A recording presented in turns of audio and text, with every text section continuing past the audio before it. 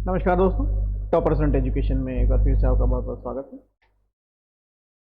NTA net जून 2024, जिनका paper बेकार गया, खराब गया, उनके लिए खुशखबरी। जिनका पेपर अच्छा गया, बेहतरीन गया, उनके लिए बड़ी दुख खबरी। ये पेपर कैंसिल हो गया। नए एग्जाम लगभग 2 महीने बाद या 3 महीने बाद, ऑलमोस्ट आप 45 डेज का गैप मान लीजिए, उसके बाद होगा। अभी कोई नोटिफिकेशन नहीं है उसके बारे में, अभी कुछ नहीं पता।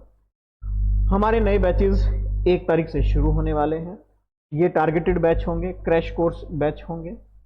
यहाँ पर हम इसे लाइव करने का प्रयास कर रहे हैं, अगर आप सभी लोग इसमें सहमत होते हैं तो। क्योंकि मेरे पास जितने भी मैक्सिमम स्टूडेंट्स आते हैं वो सारे जॉब वाले आते हैं, नौकरी वाले आते हैं, और उनके साथ प्रॉब्लम ये है कि उनका टाइम जो मैच है वो हो नहीं पाता है, इसलिए हम रिकॉर्डेड करते हैं। इस बार जो हम एक नयापन करने वाले हैं, क्योंकि जो कंटिन्यू बैच है हमारा, एक बार हम उसे ही कंटिन्यू करेंगे। कंटिन्यू इन द सेंस, जो बच्चे दिसंबर के लिए जुड़ रहे थे लेकिन उन्होंने जून वाला भी एग्जाम दिया, उन्हें लगा कि 6 महीने का टाइम आ गया। 6 महीने का टाइम नहीं है भैया, लगभग 2 ही महीने का टाइम है आपके पास। 2 महीने का टाइम है, 2 महीने के अंदर ही सब कुछ करना होगा लगभग आपको। तो 2 महीने में अब हम क्या करेंगे, कोर्स तो आपका लगभग पूरा हो चुका। जो नया बच्चा हमसे जुड़ता है उसको तो हम कोर्स देंगे, कोर्स के बाद फिर हम उसे सेकंड स्टेज पर लाएंगे, सेकंड स्टेज के अंदर हम प्रैक्टिस करवाएंगे। प्लस कुछ दिनों में आपको इंपॉर्टेंट क्वेश्चंस के सॉल्यूशन मिलेंगे विद एक्सप्लेनेशन। ठीक है।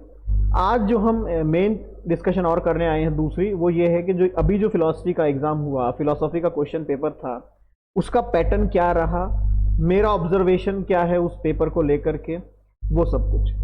सबसे बड़ी बात तो ये कि इस बार का जो पेपर था, ये पहली बार लगभग ऐसा मैं मान सकता हूं था कि बहुत सारे क्वेश्चंस जो थे इसके अंदर डाउटफुल थे, या बहुत सारे क्वेश्चंस जो थे वो एक से ज्यादा आंसर्स वाले थे, या कुछ क्वेश्चंस ऐसे थे जो आउट ऑफ सिलेबस थे। ये एक अच्छा खासा नंबर ऑफ क्वेश्चंस हैं ऐसे। जैसा मैंने लिखा है, मैं अगर आपको एक्सप्लेन करूं एक बार कि कौन कौन से ऐसे क्वेश्चंस थे या कितने ऐसे क्वेश्चंस थे जिसे मैं डाउटफुल कह रहा हूं। मैं अगर पूरे 100 क्वेश्चंस की बात करता हूं आपके एनटीए के फिलॉसफी के, मैं कुछ नंबर्स बोल रहा हूं, उसको आप नोट डाउन कर लीजिएगा। एक क्वेश्चन है आपका 72, यहां सारे ऑप्शंस ऑलमोस्ट सही थे। 72 तो आप किसको सही मान रहे हैं, क्योंकि ऑप्शन नहीं है फिर आंसर के अंदर, लेकिन सारे ऑप्शन सही हैं, तो मेरे हिसाब से डाउटफुल क्वेश्चन था। 73 ऑल, ये भी ऑलवेज एक डाउटफुल क्वेश्चन है, यहाँ पर 2 ऑप्शंस आ रहे हैं। 69 यहाँ पर भी 2 ऑप्शंस आ रहे हैं। 74 यहाँ पर भी एक से ज्यादा आंसर सही हैं। इसके बाद मैं बात करता हूं 107, यहाँ पर भी 2 आंसर सही हैं। 80 नंबर क्वेश्चन, यहाँ पर भी 2 आंसर सही हैं। 111 नंबर क्वेश्चन, यहाँ पर भी सारे आंसर सही थे। 150 यहाँ पर भी 2 आंसर सही थे। 145 यहाँ पर भी 2 आंसर सही थे। 122, 93 और 60 यहाँ पर भी लगभग 2 आंसर, या आंसर मैच द फॉलोइंग में था ही नहीं। एक क्वेश्चन जो आपका था, क्वेश्चन नंबर 101, क्वेश्चन नंबर 101 में चरक के बारे में क्वेश्चन आया है। अब वो चारवाक लिखना चाह रहे थे या क्या लिखना चाह रहे थे मुझे समझ में नहीं आया, पर वो चरक संबंधित क्वेश्चन पूछ रहे हैं। क्योंकि चरक आपके सिलेबस में है नहीं, तो यहां पर इसे आप कैसे हैंडल करते हैं मुझे नहीं पता। ये ओवरऑल आपके सिलेबस का एनालिसिस था कि क्वेश्चंस कौन कौन से डाउटफुल थे। अगर मैं बात करता हूं बाकी रेस्ट ऑफ यूनिट्स की, कि किस यूनिट से कितने क्वेश्चंस निकले हैं इस बार, सबसे ज्यादा क्वेश्चंस निकले हैं यूनिट संख्या 2 से, वेस्टर्न फिलॉसफी, जहां से लगभग 19 प्रश्न आए हैं। उसके बाद आपकी आती है यूनिट संख्या फर्स्ट, इंडियन फिलॉसफी, जहां से लगभग 17 क्वेश्चंस आए हैं। लगभग 36 क्वेश्चंस तो इन दोनों यूनिट से आ गए। 15 क्वेश्चंस आपके लॉजिक्स से आए हैं। 15 क्वेश्चंस लॉजिक्स के हैं।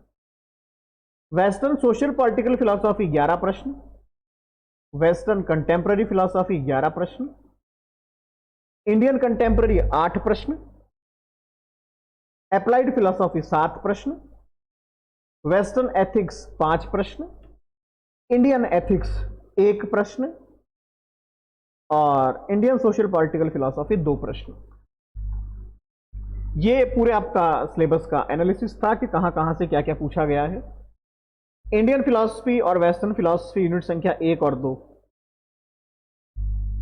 गेम चेंजर रही। मैक्सिमम क्वेश्चंस यहीं से पूछे गए।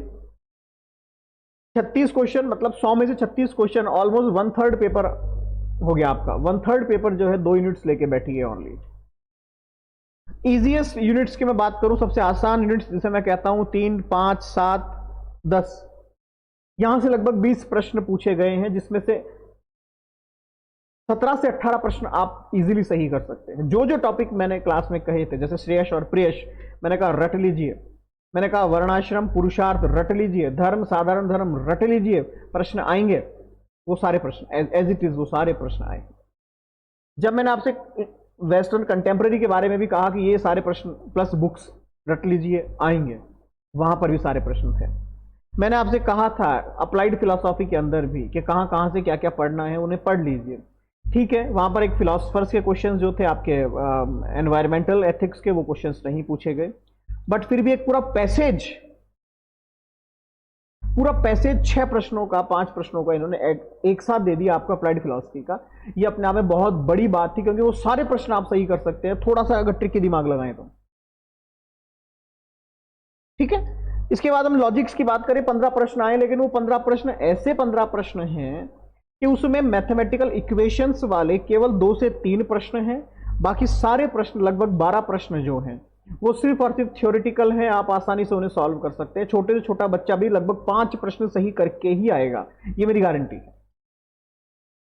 यूनिट संख्या 8 की बात करें, मैंने हमेशा इसको टफेस्ट यूनिट्स के अंदर रखा है। लोग मुझे हमेशा कहते थे sir western social political philosophy tough नहीं है, मैं कहता था नहीं, मैं इसको हमेशा 3rd कैटेगरी में रखा करता था यूनिट संख्या 9 के साथ में। वही हुआ, 11 प्रश्न आए हैं और 11 के 11 प्रश्न थोड़े से कंफ्यूजिंग हैं। ऐसे ऐसे टॉपिक्स देखे जा रहे हैं जो कभी पढ़े नहीं है, कभी सुनने में नहीं आए, तो ओवरऑल ये यूनिट थोड़ी सी हैवी रही। यूनिट संख्या 7 के साथ थोड़ा अन्याय किया गया, 2 ही प्रश्न आए। यूनिट संख्या 4 के साथ अन्याय हुआ, 5 ही प्रश्न आए। और यूनिट संख्या 3 को तो लगभग मार दिया गया, 1 ही प्रश्न आया। तो ये आपका एनालिसिस था पूरे पेपर का कि कौन कौन सी यूनिट से कहां कहां से प्रश्न आए। अगर मैं ओवरऑल बात करता हूं पेपर की, तो पेपर टफ नहीं था। लगभग 60% क्वेश्चंस बिलो एवरेज थे, आप आसानी से उन्हें सॉल्व कर सकते थे, थोड़ा सा अगर दिमाग लगाते तो। इसको भी मैं 2 कैटेगरीज में डिवाइड कर देता हूं। लगभग 35 क्वेश्चंस तो ऐसे थे जो आप देखते के साथ ही सही कर सकते हैं। 35 क्वेश्चंस देखते ही, क्षिप्त मूड विक्षिप्त एकाग्र निरुद्ध, जिसमें मैंने बहुत सारे बच्चों को देखा जो मुझे आंसर की भेज रहे हैं, वो पहले निरुद्ध को लगा रहे हैं। आप आरोही और अवरोही क्रम को ही नहीं समझ पा रहे हैं, असेंडिंग एंड डिसेंडिंग ऑर्डर क्या होते हैं। तो ये बहुत सिली मिस्टेक्स है भैया, देखिए इन्हें सुधारेंगे नहीं तो दिक्कत है आगे चल के भी। ठीक है, कि शिफ्ट आएगा, मूड आएगा, विक्षिप्त आएगा, या शिफ्ट आएगा, विक्षिप्त आएगा, मूड आएगा, यहां तक तो कहानी ठीक है। आपको ये समझ में नहीं आ रहा है कि आरोही क्या होता है, अवरोही क्या होता है। समझ पा रहे हैं मेरी बात को? मैच द फॉलोइंग के जो क्वेश्चन थे वो इजीएस्ट क्वेश्चन थे। इजी में क्यों कह रहा हूं, आप समझने का प्रयास कीजिएगा। एमसीक्यूज के अंदर जो मैच द फॉलोइंग के क्वेश्चंस आते हैं उन्हें आसान कहा जाता है तब जब अगर एक ऑप्शन में सही पकड़ लूं तो बाकी के 3 ऑटोमेटिकली सही हो जाएंगे। ये सबसे आसान तरीका होता है। यूपीएससी वगैरह में इस तरीके से क्वेश्चन सही नहीं होते क्योंकि उसमें चारों ऑप्शंस अलग अलग चलते हैं। यहां उल्टा था, यहां पर अगर आपने एक बार एक को पकड़ लिया तो तीनों ऑटोमेटिकली सही हो जाएंगे, आप डायरेक्ट आंसर तक पहुंच जाएंगे। अगर मैं कहूं कि 10 मैच द फॉलोइंग आए थे तो उसमें 7 मैच द फॉलोइंग तो इतने ही ज्यादा आसान थे कि आप सोच नहीं सकते। समझने का प्रयास कीजिएगा। मैच द फॉलोइंग के अंदर हम एक गलती करते हैं, हम चारों ऑप्शंस को सही ढूंढने का प्रयास करते हैं। मान लीजिए मैंने कहा कि भगवान बुद्ध हैं, महावीर हैं, ठीक है, अपने शंकराचार्य हैं, अपने मैं कहूँ माधवाचार्य हैं। मैं आपसे पूछूं कि इनकी कौन कौन सी स्कूल्स है, इन्होंने कौन कौन सी विचारधारा की स्थापना की। मान लीजिए आपको बुद्ध धर्म का पता है कि भगवान बुद्ध ने जो बौद्ध धर्म की स्थापना की थी, तो भगवान बुद्ध का ऑप्शन नंबर 1 है और बौद्ध धर्म संख्या 4 में आता है, तो 1 जुड़ गया 4 के साथ। ऑप्शंस चेक कीजिए कि 1 4 का मेल कौन कौन से ऑप्शंस में हो रहा है। 90% जो इस बार एमसीक्यू आए वो ऐसे आए कि 1 अगर आपने पकड़ लिया तो आप डायरेक्ट आंसर पर पहुंच जाएंगे। ऐसे बहुत सारे एमसीक्यूज आप घर बैठकर देखिएगा। तो लेवल इजी था। 15 से 20 प्रश्न ऐसे थे जिसने पसीने छुड़ा दिए सभी के। इनका आंसर अब क्या होगा, इनका आंसर अब क्या होगा। काफी मात्रा में लगभग 10 प्रश्न ऐसे थे जो डाउटफुल थे, 3-4 प्रश्न ऐसे थे जो कैंसिल होने वाले थे क्योंकि उसका कोई औचित्य नहीं था। ओवरऑल अगर हम बात करें तो जो कट ऑफ की हम बात कर रहे हैं, जो लास्ट टाइम कट ऑफ गई थी उसमें और इस बार वाली कट ऑफ में कोई ज्यादा फर्क आने वाला था नहीं। अगर फिर भी अगर आपको लगता है कि थोड़ा बहुत फर्क है तो प्लस माइनस 2 to 3% बस, इसके अलावा कोई फर्क नहीं आने वाला था पिछली कट ऑफ से। कैंसिल हो गया तो हम कुछ चर्चा कर नहीं सकते हैं। अब अगली क्लास शुरू होगी आपकी 1 जुलाई से। 1 जुलाई से धुआंधार क्लास शुरू करते हैं नेट की इस बार फिर से, और इस बार फिर से आगे बढ़ते हैं। धन्यवाद।